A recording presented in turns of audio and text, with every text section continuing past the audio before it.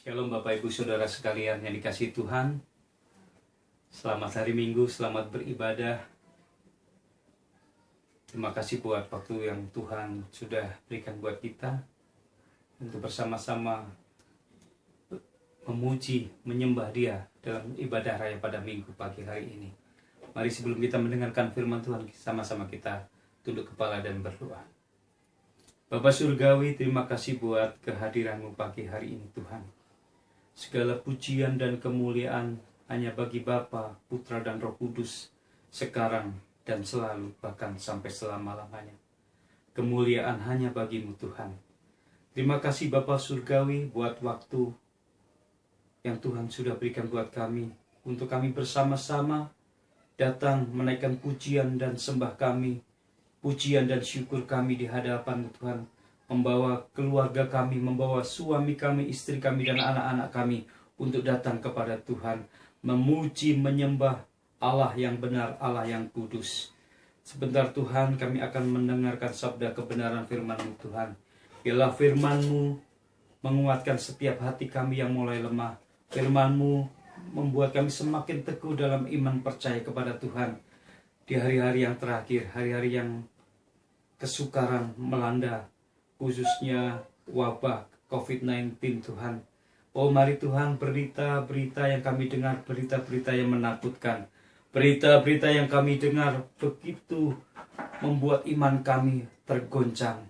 Tapi biarlah siang hari ini firman-Mu memberikan kami kekuatan, firman-Mu memberikan jalan keluar. Seperti dalam kitab suci tertulis bahwa pencobaan-pencobaan yang kami alami adalah pencobaan-pencobaan yang biasa, yang tidak melebihi kekuatan manusia. Ketika kami dalam pencobaan, Tuhan akan memberikan kami kekuatan. Tuhan akan memberikan kami jalan keluar, sehingga kami cakap untuk menanggungnya. Materaikan firman-Mu Tuhan, kuduskan ruangan ini dan ruangan hati kami, sehingga firman-Mu boleh jatuh pada tanah yang baik, sehingga firman-Mu boleh hidup, bertumbuh dan berbuah 100 kali lipat, 80 kali lipat sesuai dengan janji firman Tuhan. Di dalam Putra-Mu Yesus Kristus kami serahkan pemberitaan firman Tuhan. Amin. Shalom Bapak Ibu Saudara-saudara sekalian. Betapa bahagianya, betapa saya bersyukur kalau pagi hari ini boleh memberitakan kabar baik, yaitu kabar sukacita yang daripada Tuhan. Terima kasih buat Bapak Gembala yang sudah memberikan waktu dan kesempatan, berserta Ibu Gembala, majelis, dan Bapak Ibu Saudara yang dikasihi Tuhan. Mari sama-sama kita akan membuka Alkitab kita dan membaca dan merenungkan firman Tuhan yang terambil dari Injil Markus pasal yang ke-16 ayat yang pertama sampai ayat yang ke-8. Kebangkitan Yesus. Setelah lewat hari Sabat, Maria Magdalena dan Maria ibu Yakobus serta Salome membeli rempah-rempah untuk pergi ke kubur dan meminyaki Yesus. Dan pagi-pagi benar pada hari pertama minggu itu, setelah matahari terbit, pergilah mereka ke kubur. Mereka berkata seorang kepada yang lain, "Siapa yang akan menggulingkan batu itu bagi kita dari pintu kubur?" Tetapi ketika mereka melihat dari dekat, tampaklah batu yang memang sangat besar itu sudah terguling. Lalu mereka masuk dalam kubur dan mereka melihat orang muda yang memakai jubah putih duduk di sebelah kanan. Mereka pun sangat terkejut. Tetapi orang muda itu berkata kepada mereka, "Jangan takut. Kamu mencari Yesus orang Nazaret yang disalibkan itu. Ia telah bangkit. Ia tidak ada di sini. Lihatlah, inilah tempat mereka membaringkan dia. Tetapi sekarang pergilah, katakanlah kepada murid-muridnya dan kepada Petrus, ia mendahului kamu ke Galilea. Di sana kamu akan melihat dia, seperti sudah dikatakannya kepada kamu." Lalu mereka keluar dan lari meninggalkan kubur itu, sebab gentar dan dahsyat menimpa mereka. Mereka tidak mengatakan apa-apa kepada siapapun juga karena takut. Dengan singkat mereka sampaikan semua pesan ini kepada Petrus dan teman-temannya. Sesudah itu Yesus sendiri dengan perantaraan murid-muridnya memberitakan dari timur ke barat berita yang kudus dan tak terbinasakan tentang keselamatan yang kekal. Amin. Berbahagialah kita yang membaca firman Tuhan, merenungkan firman Tuhan, dan mengerti firman Tuhan dan melakukan. Kebangkitan Yesus Kristus dikatakan bahwa berita yang kudus dan berita yang tak terbinasakan. Kebangkitan Yesus sebuah fenomena, berita yang sangat luar biasa di Yerusalem, di Galilea, di Yudea, bahkan sekitarnya.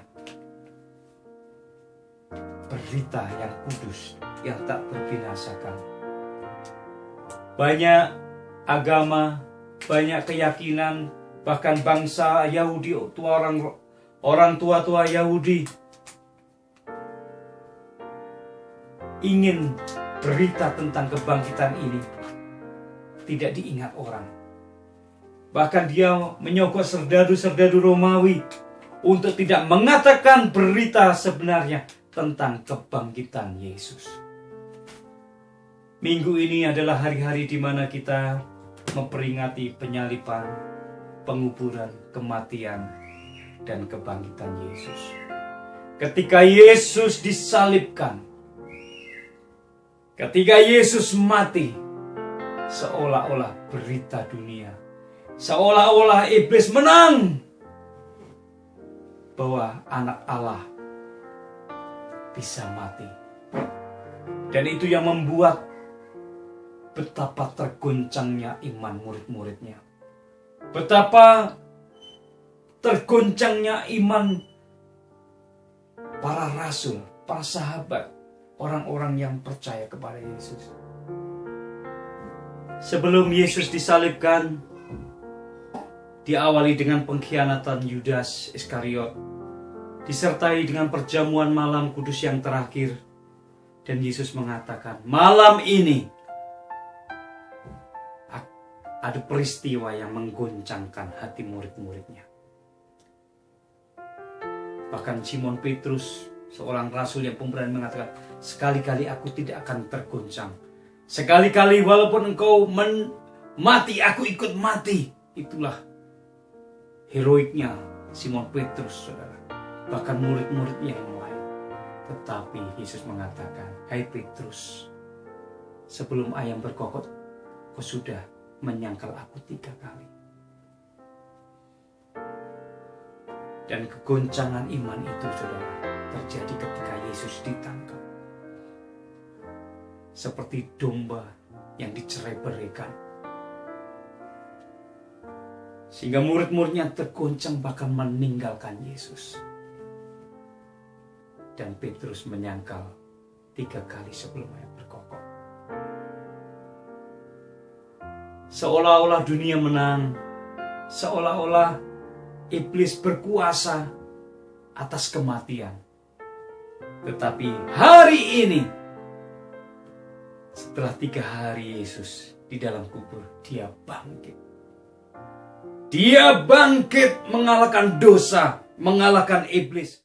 1 Korintus 15 ayat 3, 4 dan 5 mengatakan, yang sangat penting telah kusampaikan kepadamu, yaitu apa yang telah kuterima sendiri, bahwa Kristus telah mati untuk dosa-dosa kita sesuai dengan kitab suci, bahwa ia telah dikuburkan dan bahwa ia telah dibangkitkan pada hari yang ketiga sesuai dengan kitab suci, bahwa ia telah menampakkan diri kepada Kefas dan kepada ke-12 rasulnya, dan kepada 500 saudara-saudara. Setelah itu juga menampakkan kepada Yakobus dan seluruh rasulnya. Dan yang terakhir, dia menampakkan diri kepada Paulus yang menulis surat Korintus ini. Iman percaya kita yang sangat penting, yaitu mengaku bahwa Yesus disalib, Yesus mati, dan Yesus bangkit pada hari yang ketiga. Kita bangga bahwa kita mempunyai Allah yang bangkit. Bapak Ibu Saudara sekalian, ada 3 makna yang penting dalam pembacaan kita di dalam Markus 16 ayat yang pertama sampai 8. Yang pertama yaitu Tuhan memberikan kuasa untuk kita hidup benar. Hidup benar untuk yang pertama bisa menggulingkan batu besar. Saya yakin dan percaya batu besar menggambarkan sebuah masalah yang besar. Khususnya hari-hari ini, Bapak Ibu Saudara, betapa siapa yang tahan dengan goncangan hari-hari ini? Siapa yang tahan dengan beban yang begitu berat yang dialami oleh anak-anak Tuhan terakhir-terakhir hari-hari ini? Kita sudah tidak bisa bergereja, beribadah bersama-sama. Kita sudah tidak bisa keluar rumah. Kita tidak bisa leluasa dengan kehidupan ini. Tetapi itulah masalah. Tetapi dengan kuasa kebangkitan Kristus, kita tetap hidup benar. Karena kita diberikan kuasa, yaitu untuk menggulingkan batu yang besar itu. Tetap berpikir positif. Selalu orang benar dikasih hikmat, dikasih pewahyuan yang lebih oleh Tuhan. Kalau kita cermati dengan adanya COVID-19 ini, Bapak Ibu Saudara, ada maksud Tuhan, ada rencana Tuhan yang indah, supaya kita senantiasa membangun mesbah dengan keluarga. Mungkin hari-hari ini, mungkin selama ini kita sibuk dengan pekerjaan kita. Kita sibuk dengan keluarga, mengurus anak-anak. Tetapi dengan peristiwa COVID-19 ini, kita bisa bersama-sama membangun mesbah. Yang dulunya kita nggak bisa berdoa bareng, kita bisa berdoa bareng. Yang tadinya makan nggak bisa bersama-sama, susah. Sekarang kita bisa makan bersama-sama. Kita bisa baca Alkitab, yang satu menguatkan yang lain. Selalu ada jalan keluar di dalam Tuhan. Karena Dia Allah yang setia. Firman Tuhan katakan Dia tidak akan pernah meninggalkan kita. Dan tidak akan pernah membiarkan kita sendirian. Firman Tuhan, janji Tuhan, bahwa Dia akan menyertai. Batu yang besar, sebesar dan seberat apapun, bersama Yesus. Dengan kuasa kebangkitan Yesus, kita mampu melenyapkan batu yang besar. Yang kedua, Bapak Ibu Saudara, makna dari kebangkitan Yesus Kristus itu memberikan kuasa untuk hidup benar. Untuk apa, Bapak Ibu Saudara? Untuk mengalahkan ketakutan. Di dalam ayat yang ke-6 dikatakan, Markus pasal 16 ayat yang ke-6 dikatakan, tetapi orang muda itu berkata kepada mereka, jangan takut. Seberapa takut saudara menghadapi hari-hari ini?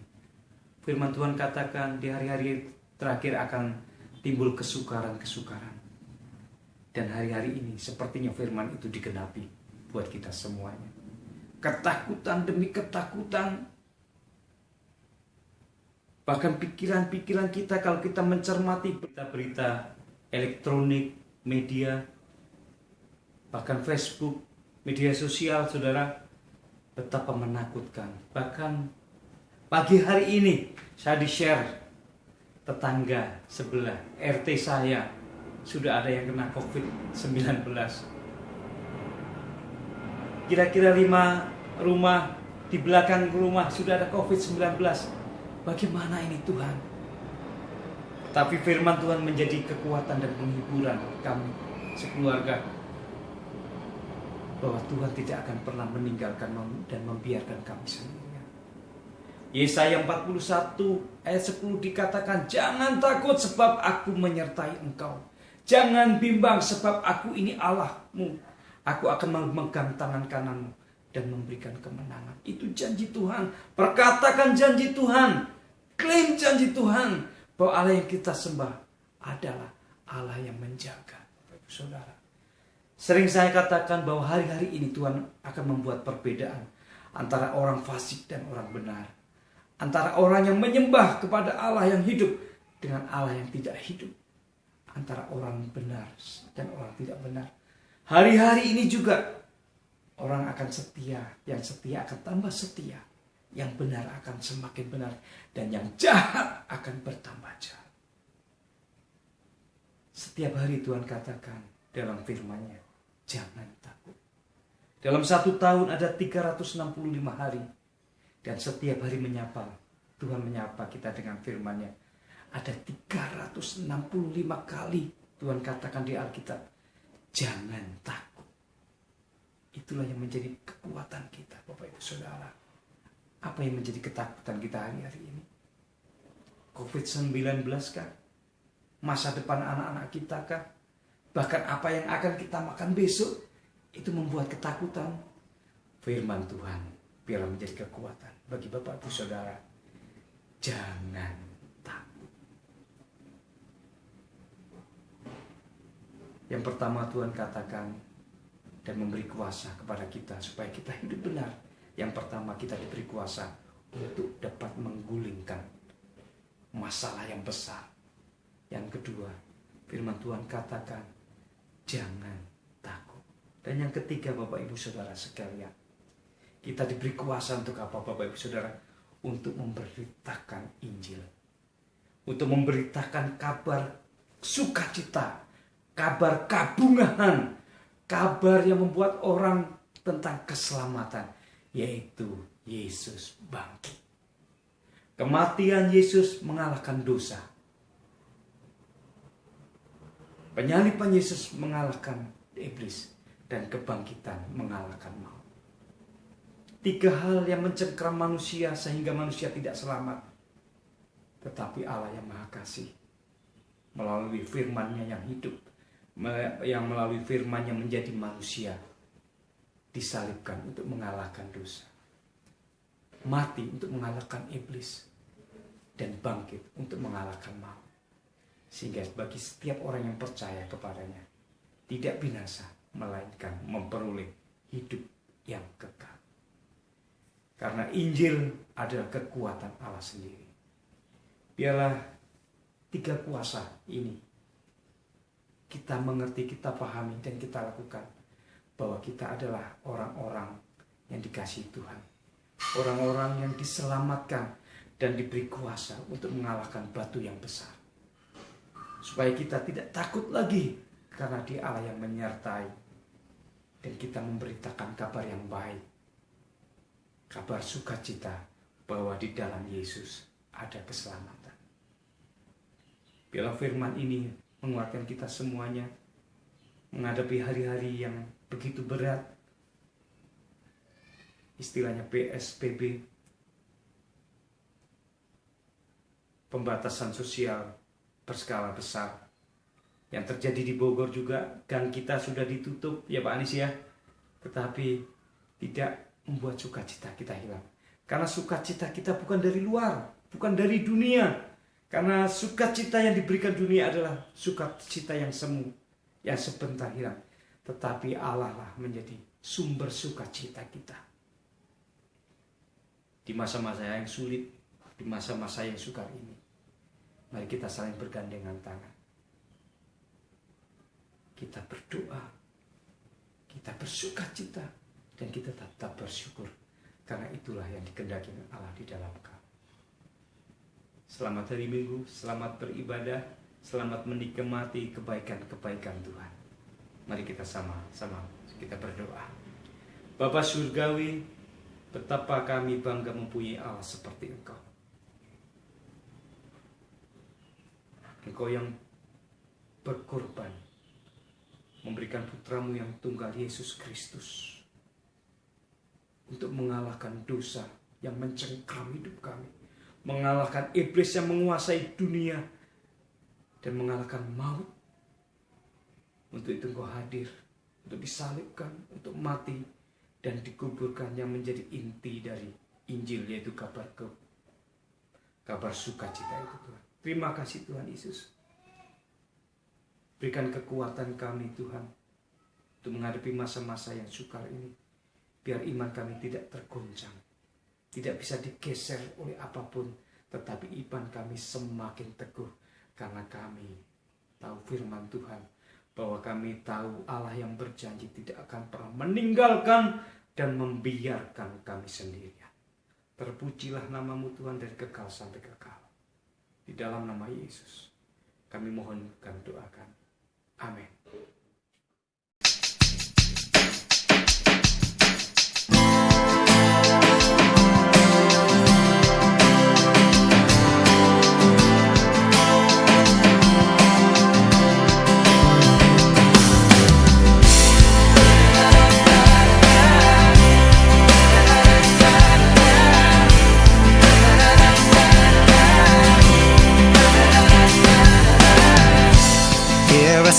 my life before you. Can't believe the price you paid, gave it all just for me. Lay my life upon the altar. Take me now, I place my life in your hands.